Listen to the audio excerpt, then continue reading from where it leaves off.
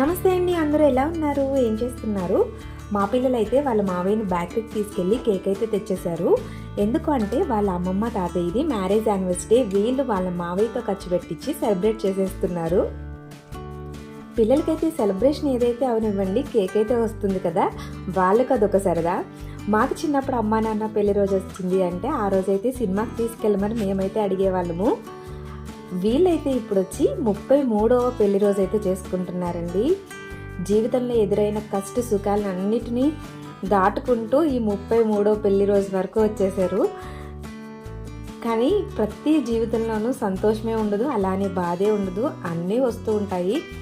కానీ బాధ వచ్చినప్పుడు కూడా ఒక్కళ్ళనొక్కళ్ళు తోడుగా ఉండే అన్ని రిలేషన్ కన్నా ఫస్ట్ రిలేషన్ అయితే ఈ భార్యాభర్తల సంబంధమే కదండి. ప్రతి ఒక్కరూ దీన్ని అయితే ఖచ్చితంగా ఎక్స్పీరియన్స్ చేస్తారు.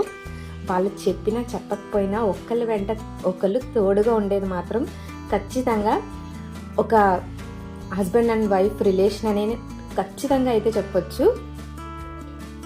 మీరేమంటారు?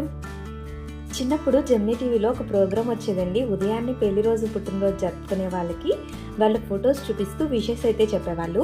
నేను అది చూసినప్పుడు అనుకునేదాన్ని నెక్స్ట్ ఇయర్ అమ్మ వాళ్ళ పెళ్లి రోజుకి నేనైతే పంపించాలి అని, కానీ ఎప్పుడు పంపించలేదు.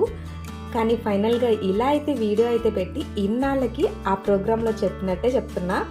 33వ పెళ్లి రోజు జరుపుకుంటున్న మా అమ్మ మా డాడీకి అయితే పెళ్లి రోజు శుభాకాంక్షలు. ఇలాంటి పెళ్లి రోజులు మరెన్నో జరుపుకోవాలని నేనైతే మనస్ఫూర్తిగా కోరుకుంటున్నాను.